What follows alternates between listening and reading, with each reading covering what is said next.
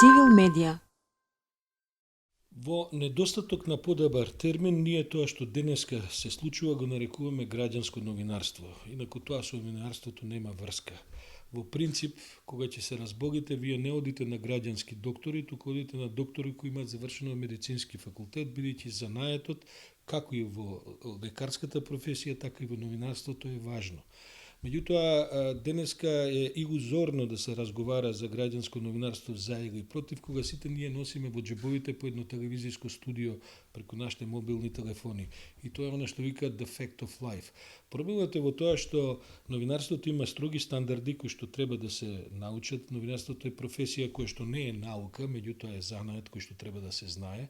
Кога тие стандарди, кога тие занаетчиски правила не се познаваат, тогаш добиваме една тотална какофонија која се пренесува на социјалните медиуми и која најчесто одмага на демократијата, а не помага.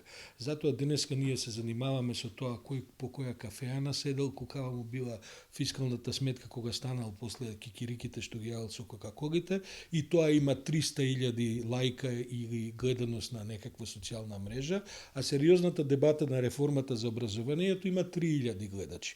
Видите, луѓето веќе изгубија потреба за контекстот и ова така наречено граѓанско новинарство не се занимава со контекстот, што е суштината на новинарската професија, туку се занимава за тоа кој е побрз да ја пласира веста, под наводници веста на социјалните медиуми.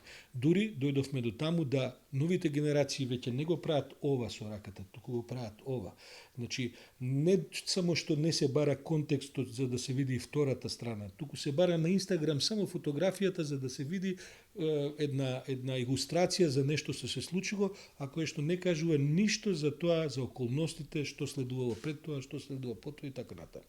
Така што бесмислено е прашањето што ја мислам за граѓанското новинарство, тоа не е новинарство, но тоа е нешто што се случува, нешто што не може да се избегне и нешто што сум сигурен дека ќе му пресуди на ова така наречено професионално новинарство, бидејќи луѓето денеска, особено овие нови генерации кои што растат и живеат со таа технологија, повеќе немаат ниту интерес, ниту време, ниту потреба да се занимаваат со контекстите, а суштината на новинарската професија е да се објаснуваат контекстите на фотографиите што ги гледате.